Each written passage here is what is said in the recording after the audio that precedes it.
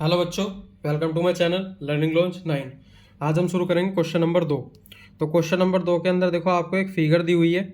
ये हमारा एक क्वाड्रिलेटरल है। क्वाड्रिलेटरल मतलब जिसकी 4 साइड हो, और इसके अंदर मेरे को बोला गया जो मेरी AD है, A और D ये मेरी इक्वल है BC के, ये मेरे को दिया गया। और इसके अंदर एंगल DAB ये वाला एंगल, और एंगल CBA मतलब ये दोनों एंगल इक्वल है। और हमको ये चीज़ प्रूफ करनी है। इसके अंदर एक चीज़ मिसिंग है, मैं उसको पहले ठीक कर देता हूँ। ये मेरा कॉन्ग्रेंट है, ठीक है। कॉन्ग्रेंट हमको प्रूफ करना है, और कॉन्ग्रेंट प्रूफ करने के लिए हमको 3 चीज़ें चाहिए होती है। अब 3 चीज़ें कौन सी चाहिए होती है, चलो पहले देखते हैं। पहले हम फर्स्ट वाला ही प्रूफ करते हैं, ठीक है। तो इसके अंदर लिखेंगे हम इन ट्राइंगल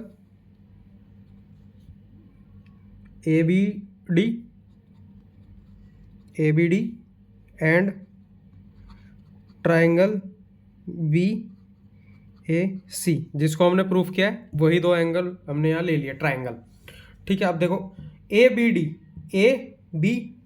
ये वाला, और एंगल BAC ये वाला, मतलब ये वाला एंगल और मेरा ये वाला एंगल, ठीक है। हमने ये लिया। अब इसके अंदर देखो पहले क्या दिया हुआ है। अब इसके अंदर भी देखो AD आ रहा है और BC आ रहा है। ये तो मेरे को दिया हुआ है, तो मैं पहले लिख लेता हूँ इसको कि AD इक्वल टू है मेरी BC के, जो कि मेरे को गिवन है। ये मेरे को दिया हुआ है ऊपर, ठीक है। अब उसके बाद देखते हैं। अब यहाँ पे मेरे को एक चीज़ और दी हुई है। देखो ये वाला एंगल और ये वाला एंगल मेरे को बराबर दिया हुआ है, ठीक है। इन दोनों में ये वाला और इन दोनों में ये वाला एंगल मेरे को बराबर दिया है। तो यहाँ पे लिखते हैं एंगल DAB और एंगल CBA ये मेरा गिवन है। ये भी क्योंकि इसमें क्वेश्चन में दिया गया है। मैं आपको दिखाता हूँ, ये रहा, ठीक है।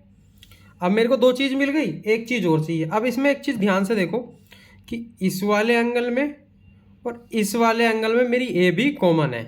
तो हम यहाँ लिखते हैं AB is equal to AB common,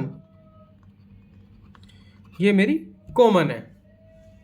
अब मेरे को 3 चीज़ मिल गई। अब जब 3 चीज़ मेरी मिल गई और इक्वल है, तो ये सीधा सीधा एक कॉन्ग्रेंट एंगल है। तो यहाँ लिखते हैं ट्राइंगल ABD कॉन्ग्रेंट है ट्राइंगल BAC के बाय SAS प्रॉपर्टी, जो कि होती है मेरी साइड एंगल साइड, ठीक है। ये हो गया। अब सेकंड वाला देखो। सेकंड वाला तो बहुत आराम से हो जाएगा। क्यों? क्योंकि इसके अंदर मेरे को बोला गया है कि BD, बड़ी वाली लाइन BD और बड़ी वाली लाइन AC, मतलब ये दोनों आपस में इक्वल है, जो कि बिल्कुल है भी। क्योंकि कॉन्ग्रेंट साइड की थर्ड साइड जो है ना, ये वाली बड़ी, ये इक्वल होती है। और कॉन्ग्रेंट मैंने प्रूफ कर दिया पहले, मतलब हमने प्रूफ कर दिया। तो उसके हिसाब से BD जो है वो मेरी इक्वल रहेगी AC के। क्यों रहेगी? बाय CPCT रूल के हिसाब से। CPCT क्या होता है? ये होता है corresponding part of congruent triangle are equal, ठीक है। ये आपको पता होगा, इसकी फुल फॉर्म आप लिख लेना। अब यहाँ पे थर्ड पार्ट लिखते हैं। थर्ड में क्या बोला है? एंगल ABD और एंगल BAC मतलब ये अंदर वाले एंगल, ठीक है। एंगल B बोला है, ठीक है।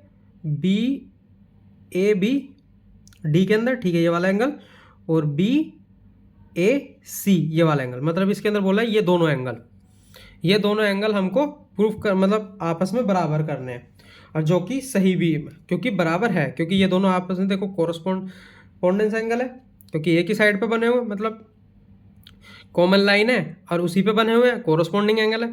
तो यहाँ पे हमारा डायरेक्ट आ गया angle ABD is equal to angle BAC, ये भी आपस में इक्वल है। इक्वल किस वजह से? बाय CPCT रूल के हिसाब से, क्योंकि कॉन्ग्रेंट हमने कर दिया प्रूफ।